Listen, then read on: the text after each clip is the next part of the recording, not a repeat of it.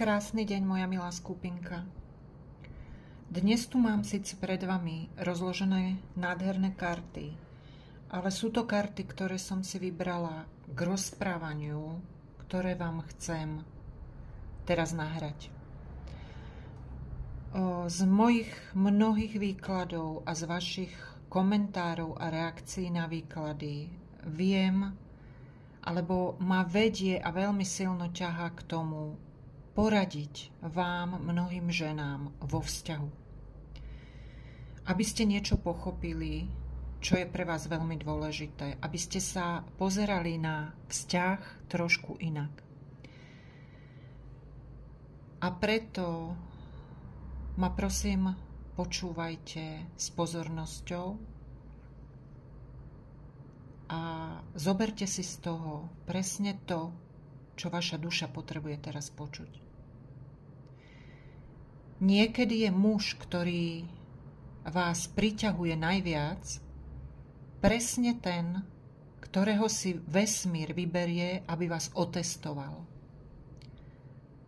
Cítite niečo nevysvetliteľné, ako by práve on držal kľúč k tým častiam vás, ktorým nerozumiete ani vy sama.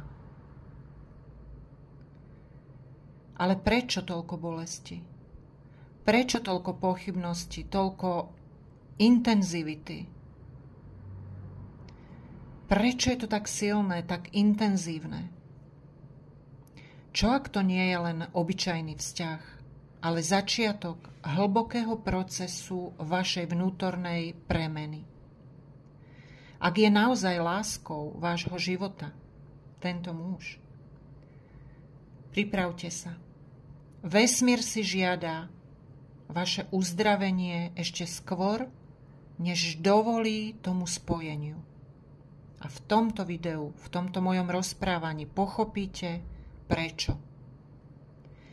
Niekedy je to práve ten muž, ktorý ťa priťahuje najviac. Ten, na ktorého nedokážeš prestať myslieť.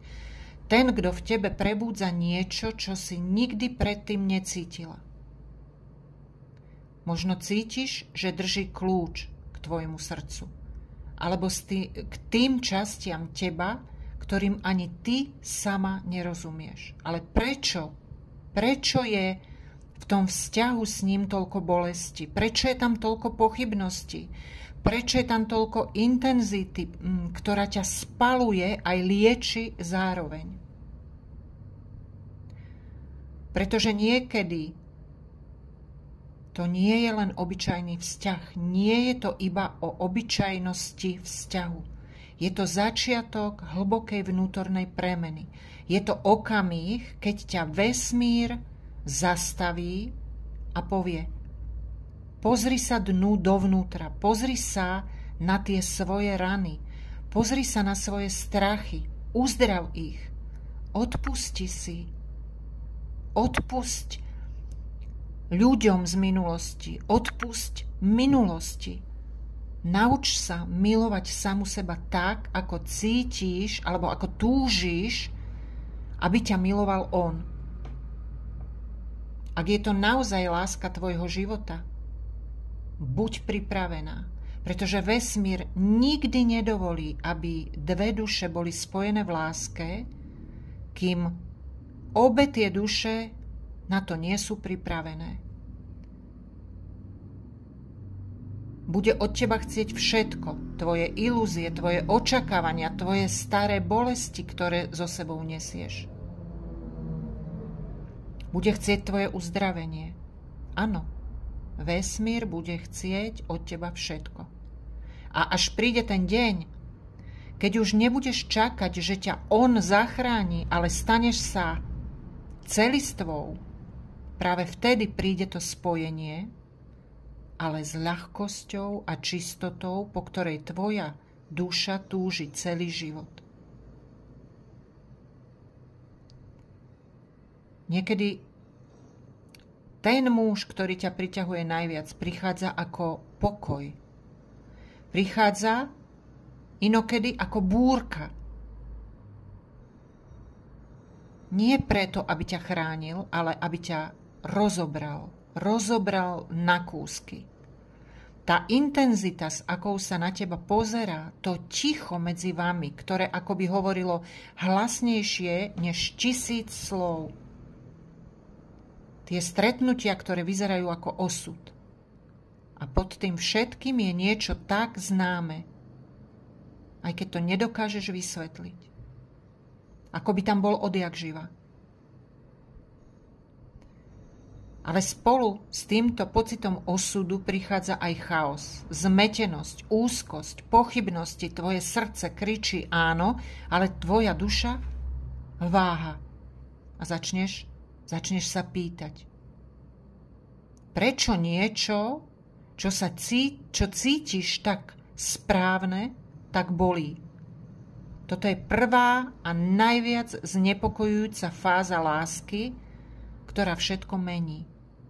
A práve tu vesmír koná s takou chirurgickou presnosťou, pretože ak je naozaj mužom tvojho života, mužom, ktorý s tebou pôjde až do konca, ten vesmír tomu nedovolí, aby k tomuto spojeniu došlo, pokiaľ ste obaja vo svojom vnútri, alebo aspoň jeden z vás vo svojom vnútri stále rozhádzaný. A preto miesto kvetov prinesie ten začiatok tohto spojenia trne. Miesto pokoja prinesie konfrontáciu. Miesto naplnenia aktivuje všetko, čo je v tebe neúplné. Áno, zdá sa to kruté, ale je to nevyhnutné. Vesmír nestavia veľké lásky na krehkých základoch. Inými slovami, skôr než sa staneš tým, kým máš byť, bude v tebe aktivované všetko, čo ešte nie je vyliečené. A tento muž? Ten, ktorý sa na teba pozerá spôsobom, akým sa nikto iný nikdy nepozeral, on nevedomo zapína tie spúšťače. Nie preto, že by chcel, ale preto, že on je tým nástrojom, on je zrkadlom. Tak ako vám hovorím vo výkladoch. On ti prišiel urobiť, byť zrkadlom. A toto si uvedomíš, až keď to počiatočné kúzlo začne praskať. A práve tu, v tomto bode, sa veľa žien stratí. Pretože nás učili veriť, že pravá láska je tá, ktorá prináša útechu.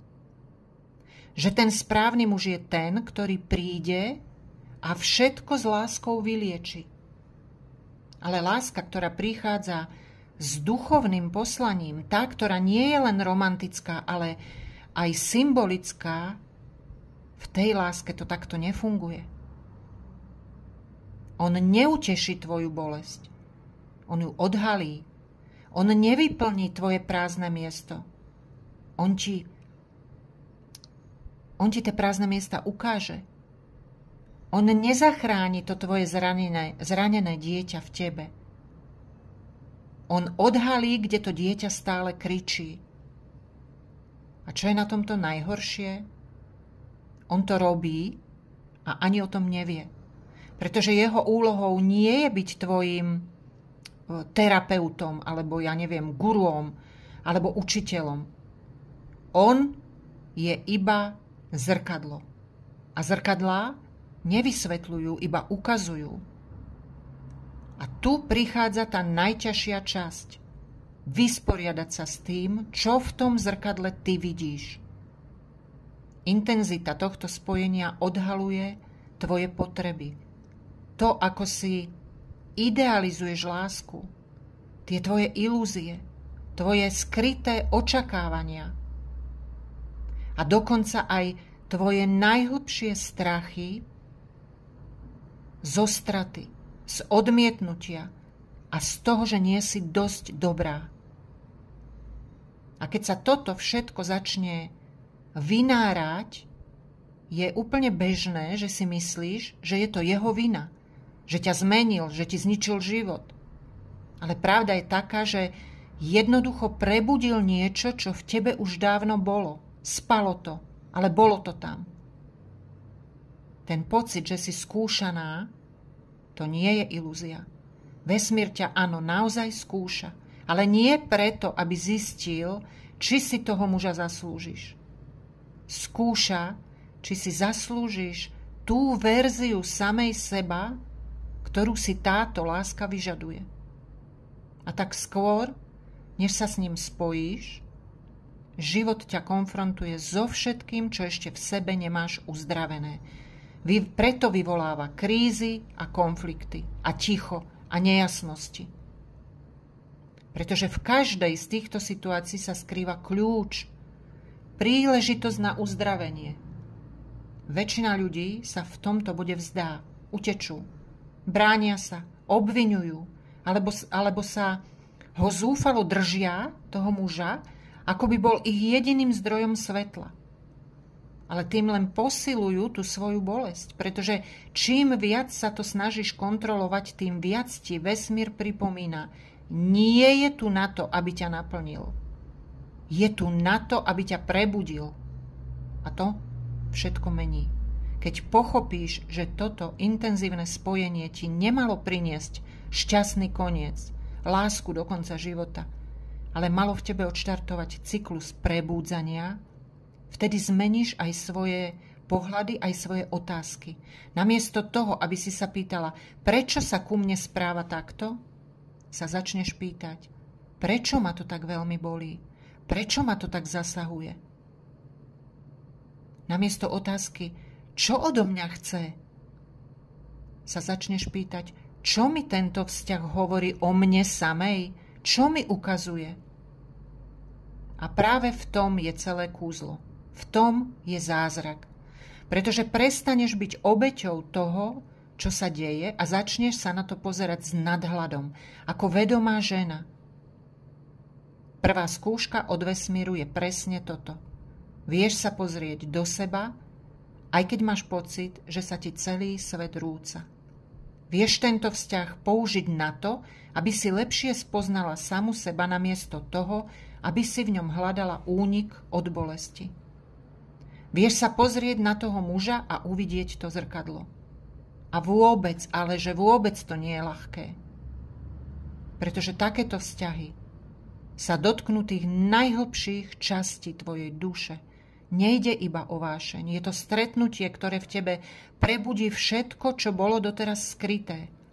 A keď sa to stane, už nikdy nezostaneš tou istou ženou ako predtým. Táto cesta nezačína svetlom, ale tieňom.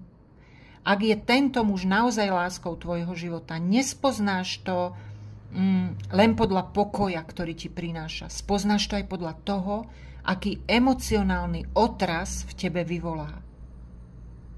Nie preto, že by bol toxický, alebo krutý, alebo necitlivý, ale preto, že jeho prítomnosť ťa vyťahne z tvojej komfortnej zóny, z tých starých vzorcov tvojej duše. V ňom sa aktivuje všetko, čo si v sebe pripravená uvidieť, ale pred čím si sa príliš dlho skrývala a práve tu to celé začína. Nie v nejakej idealizovanej láske, ale v odhalení bolesti. Toto spojenie nie je cieľ cesty. Je to taký portál. Tá kríza, ktorú teraz cítiš, to nie je problém. Je to znamenie. Vesmír nerobí chyby, keď ti do života privedie niekoho, kto tebou takto silno otrasie. Ten vesmír ti iba hovorí, je čas prestať hľadať vonku to, čo potrebuješ uzdraviť vo svojom vnútri. To je prvá pravda, ktorú potrebuješ počuť, aj keď bolí. Ak si sa dostala až sem, je to preto, že časť teba to už vie. Vie, že tento vzťah nie je iba láska, hociaká láska. Vie, že je to zrkadlo, vie, že je to skúška. A to, čo príde potom, závisí len od tvojej odvahy pozrieť sa hlbšie. Áno, on je tvoj, áno, ale nie tak, ako si očakávala. Neprišiel, aby zaplnil tvoju prázdnotu a ani, aby ťa pred niečím zachránil. Prišiel ako zrkadlo. Presné, neúprostné, nepríjemné. Pozrela si sa na tohto muža a videla lásku. Videla si v ňom prísľub, videla si pokoj. Možno si povedala, že si konečne našla toho pravého, ale ten pravý neprichádza zabalený vo fantázii. Prichádza ako zlom, ako blesk. Dotkne sa miest v tvojej duši, kam sa predtým nikto nedostal a tým aktivuje všetko, čo v tebe bolo uložené, skryté, čo si popierala a nechcela vidieť. Uvedom si, že každý začiatok intenzívneho vzťahu je, nazvala by som to projekcia. Nie je z toho únik. Nevidíš toho druhého takého, aký naozaj je.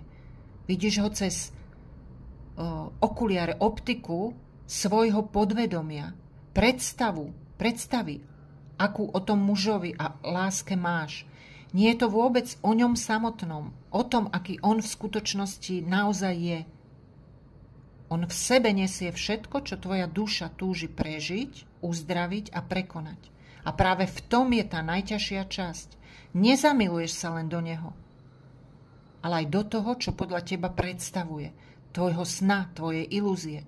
Do všetkého, čo si naňho nevedome premietla. Do citlivosti, ktorú si ty v sebe potláčala.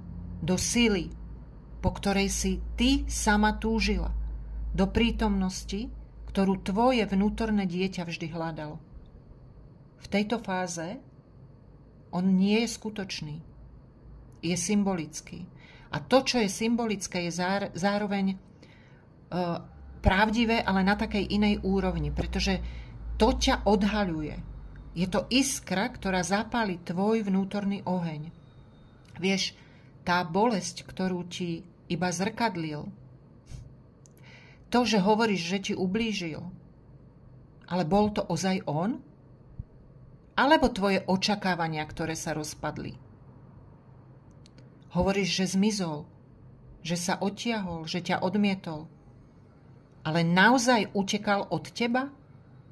Alebo si len začala vidieť, že nikdy nebol tým, kým si ho chcela mať?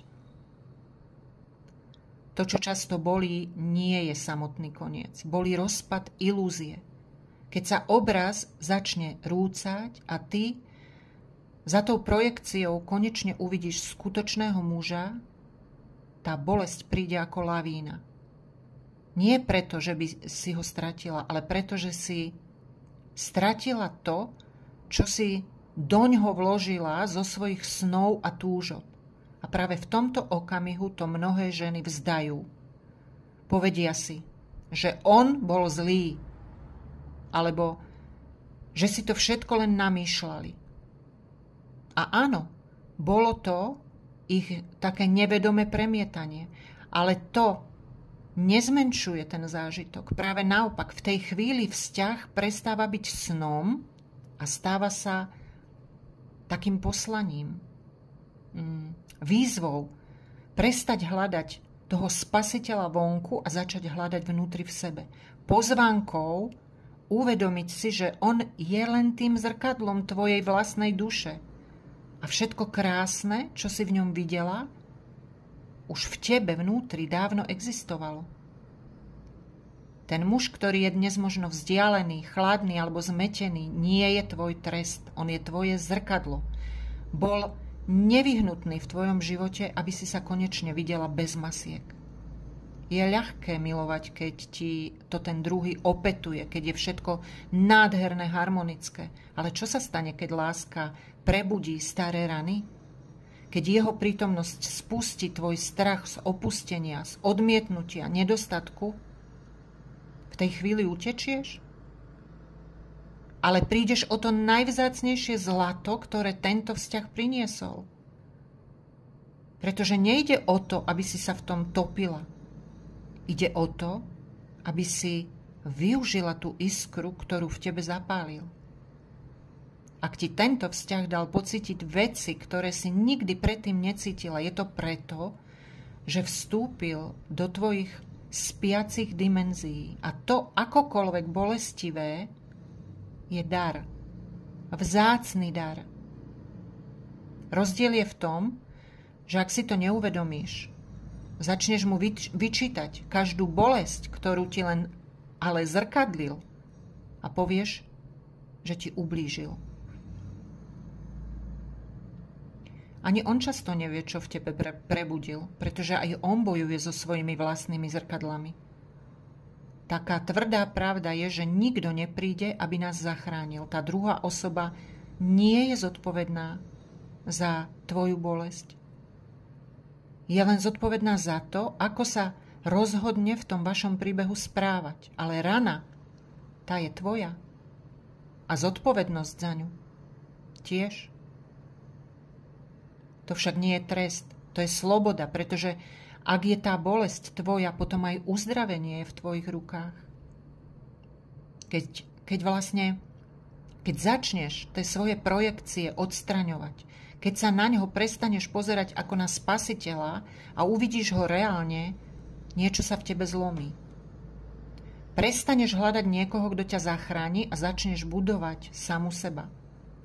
Začneš v sebe pestovať to, čo si na ňom tak obdivovala. Jeho citlivosť, jeho silu, jeho pokoj. To všetko je v tebe. Len to tam čaká, kým to uvidíš, kým to otvoríš. On bol iba portálom. A áno, možno sa vráti, možno nie. Ale ak prejdeš týmto procesom, ak sa znovu spojíš so svojou podstatou a príjmeš to, čo v tebe aktivoval, nebudeš viac čakať na niekoho, kto ťa naplní. Budeš celistvá, budeš naplnená, budeš spokojná. A keď je takáto žena, celistvá, spokojná, naplnená, láska, ktorá príde, bude voľbou, nebude už závislosťou. Ak si niekedy mala pocit, že ti niekto vstúpil do života iba preto, aby ti ukázal tvoje najhlbšie rany, napíš mi do komentára. Bol zrkadlo, do ktorého som sa bála pozrieť. Pretože existuje láska, ktorá sa premieňa. Nie tá, ktorá ťa ochráni pred bolesťou, ale tá, ktorá ťa pozve, aby si s ňou prešla. Nie tá, ktorá ťa dotvorí, ale tá, ktorá ťa odhalí. A práve z tohto odhalenia sa môže zrodiť tá pravá láska. Láska, ktorá ťa ničí, nie je znakom zlyhania. Je to rituál prechodu. Je veľký rozdiel medzi vzťahom, ktorý skončí, pretože sa opotrebuje, a putom, ktoré ťa odtrhne od zeme a prinúti ťa znovu sa narodiť. Keď zažiješ lásku, ktorá prichádza s duchovným poslaním, ktorá nerešpektuje tvoju komfortnú zónu, ktorá neprichádza preto, aby si mohla zostať tým, kým si bola, ale aby ti oznámila, kým si pripravená sa stať. To je láska. A práve tu si mnohé ženy mýlia bolesť so zlyhaním. Ale čo ak to, čo tak veľmi bolí, nie je koniec? Čo ak je to tvoj začiatok? Možno sa teraz pýtaš, čo s tým všetkým urobím ja? Bolo to zrkadlo, do ktorého si sa bála pozrieť. Pretože často si zamieňame bolestivý vzťah so zlyhaním. Myslíme si, že ak to bolelo, bolo to zlé. Ale to je, viete, čo to je? Logika zraneného ega, nie horiacej duše. Keď prišiel, mala si pocit, že všetko dáva zmysel. Spojenie bolo intenzívne, možno až mystické. Pozeral sa na teba a zdalo sa, že vidí za všetko, čo si sa kedy snažila skryť. Cítila si sa živá, videná, prijatá, zároveň vyzývaná. A potom sa niečo zmenilo. To, čo bolo prítomné, sa stalo neprítomným. To, čo bolo jasné, sa rozmazalo. To, čo vyzeralo ako porozumenie, sa zmenilo na tichý súd. A vtedy je prirodzené myslieť si,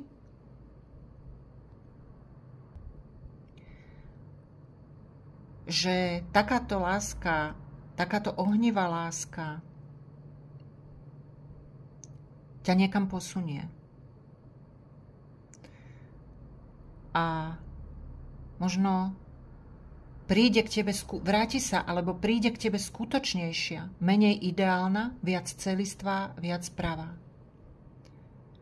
On sa objavil v tvojom živote, ako by bol odpoveďou na tvoje dávne prianie. Možno to dokonca vyzeralo ako stretnutie dvoch duší. Len málo kto si však uvedomuje, že k určitým stretnutiam dochádza iba vtedy, keď je duša pripravená. Nie na naplnenie, ale na prebudenie. Nebola to náhoda, nie je to náhoda. A rozhodne to nie je trest, je to odpoveď.